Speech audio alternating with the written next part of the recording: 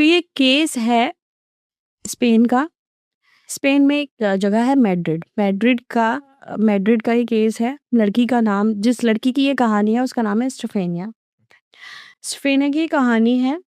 तो अगर अब ये नाम बहुत बड़ा है, मैं इसका नाम रूही रख लेती हूँ, तो थोड़ा सा इजी हो जाएगा कॉन्वर्सेशन में। तो रूही की ये कहानी है स्पेन की मैड्रिड की।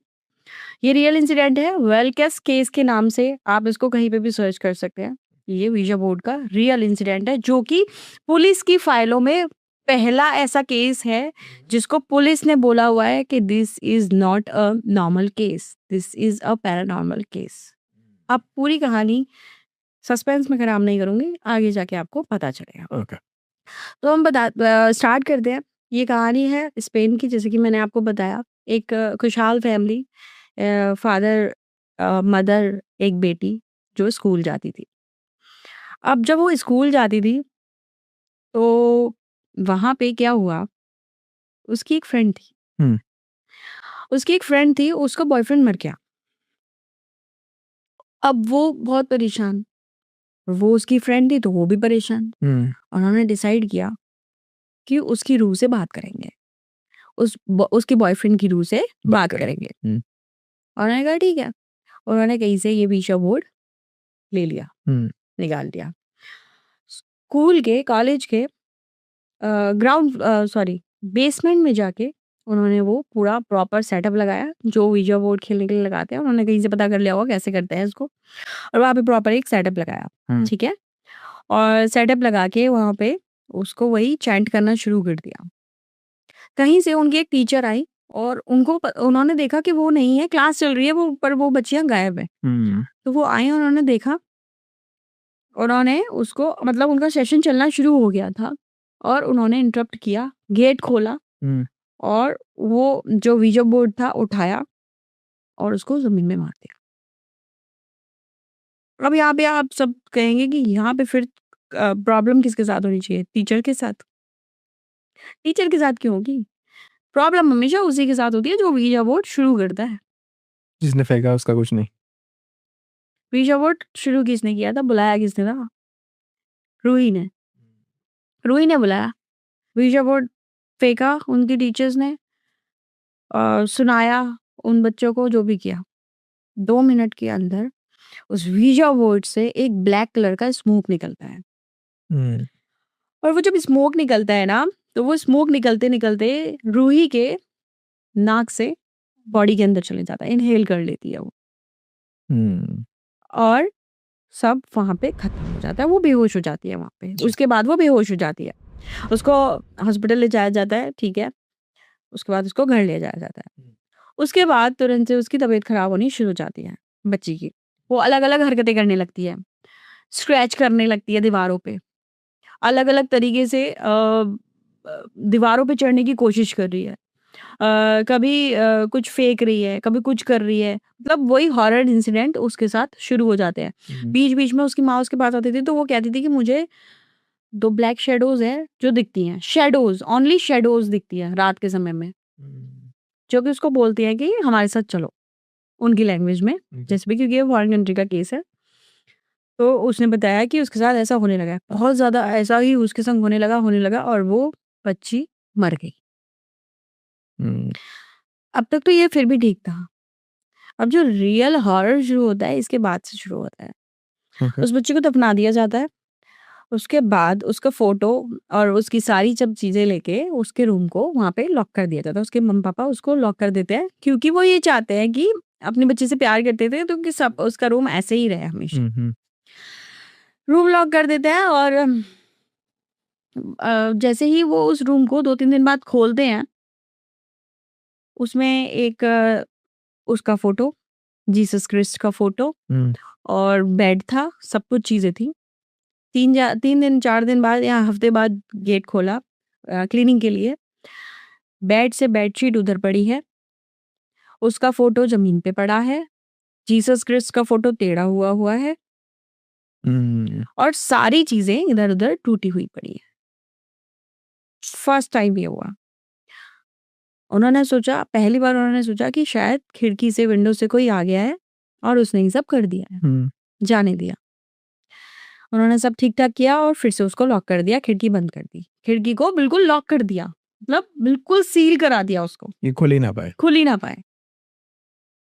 2 दिन बाद फिर खोला, सेम, सेम बेडशीट वहाँ पड़ी है, इवन उससे गंदा। बेड पे मैट्रेस भी उल्ट इधर-उधर पड़ा हुआ है। इवन मैट्रेस फटा हुआ था। उसकी बच्ची की फ़ोटो गिरी हुई है, सारी चीज़ें इधर-उधर, पूरा रूम तहस-नहस। अब वो डर जाते हैं इस बारी कि भाई ये क्या है? ये बंद होने के बाद ही उन्होंने इस बार भी रिस्क लिया कि चलो यार इसमें क्या है, बंद कर देते हैं। जबकि उन्हें पता था कि बच्ची के मरने से पहले भी उसके संग कुछ खौफनाक हो रहा था। जी। हुँ? हुँ। उन्होंने फिर किया। अब इस बीच क्या होता है कि वो जो स्कूल है, अभी उन्हें ये नहीं पता कि बच्ची की मौत तो हो गई, लेकिन उसने स्कूल में क्या किया था, पेरेंट्स को ये नहीं पता। उसकी जो ये जो रूही है, उसकी मौत के 2 हफ्ते के बाद हो गया ये सारा कुछ। 2 हफ्ते के बाद, ठीक है? तो 2 हफ्ते बाद वो उसके स्कूल से उसकी फ्रेंड और वो जो टीचर थी ना जिन्होंने वो वीजा बोर्ड फेंक दिया था, वो दोनों आती हैं उसके। उनके पेरेंट्स से मिलने ऐसे ही आती हैं मिलने। तो उन्होंने कहा कि ऐसे-ऐसे हो रहा है, रूम जभी भी हम खोलते हैं इसमें ये सब हो रहा है और थोड़ा-सा तो लग रहा है कि नॉर्मल नहीं है। हुँ। तब वो पूरी कहानी बताता है कि हम मतलब वो टीचर बताती है और वो बच्ची बताती है कि मेरे साथ खेल रही थी और टीचर ने आके ऐसे-ऐसे किया और एक धुआँ-सा था वो इन्हेल किया और उसके बाद से इसकी तबीयत खराब हो गई। क्योंकि जब वो हॉस्पिटल पहुँची थी तो पेरेंट्स तो हॉस्पिटल ही पहुँचे थे। हुँ। स्कूल वाले उसको हॉस्पिटल ले गए थे। सही बात पर है। उन्होंने ऐसे ही बोल दिया कि ऐसे ही हुआ है। उन्होंने ये सारा सिनेरियो उस टाइम नहीं बताया था। तो उनको वो बोलने लगे कि इतना सब कुछ हो गया तुमने पहले क्यों नहीं बताया? हम शायद एक्सॉर्सिज्म करा सकते थे, कुछ और भी करा सकते थे। कि हम तो बस हॉस्पिटल ही ले जा रहे थे, हमें क्या पता कि ऐसा भी हो सकता है। चलो वहाँ पे इसके बाद फिर 2-3 दिन बाद हुआ, फिर यही सब सीन होने लगे उस रूम में। अब एक बारी क्या हुआ कि उन्होंने रूम खोला। अब सुनिएगा क्या इतना खौफनाक जो उन्होंने अपने सामने देखा। रूम खोला, उस बच्ची की वहाँ से फ़ोटो उठाई, उनके हाथ में फ्रेम था, फ्रेम पकड़ा, फ्रेम ठीक है, फ्रेम गरम नहीं है, फ्रेम जल नहीं रहा। अंदर से जो फ़ोटो था ना फ़ोटो, इसका रियल फ़ोटो है इंटरनेट पे, वो फ़ोटो जला हुआ है। वो जल रहा है, धुआँ निकल रहा है उसपे से वो जले जा रहा है, आग नहीं दिख रही है। धुआँ दिख रहा है और वो जल रहा है धीरे-धीरे करके पूरा। और जो फ्रेम है अगर अगर किसी चीज़ में आग भी लगेगी, लाइट से ये फ़ोन है, अगर इसमें आग लगेगी तो ये गर्म होगा ना। हाँ। ये मान लीजिए ये फ़ोटो है, ये जल गया अंदर से इसमें से धुआँ निकल रहा है और ये एकदम ठंडा पड़ा हुआ है। एक ही बॉडी के अंदर एक हिस्सा गरम धुआँ, दूसरा हिस्सा ठंडा पड़ा। अंदर से जल गया वो उस बच्ची का पूरा फ़ोटो जल गया। दिख नहीं रहा फ़ोटो। हुँ। फ़ोटो नहीं दिख रहा, फ़ोटो जल गया और ये पूरा ठंडा पड़ा हुआ है। वो डर गए, उन्होंने फेंक दिया। फिर उसके फादर आते हैं, उन्होंने उठाया, सेम उनके साथ भी और वो फ़ोटो ठीक हो जाता है जब फादर ने उठाया।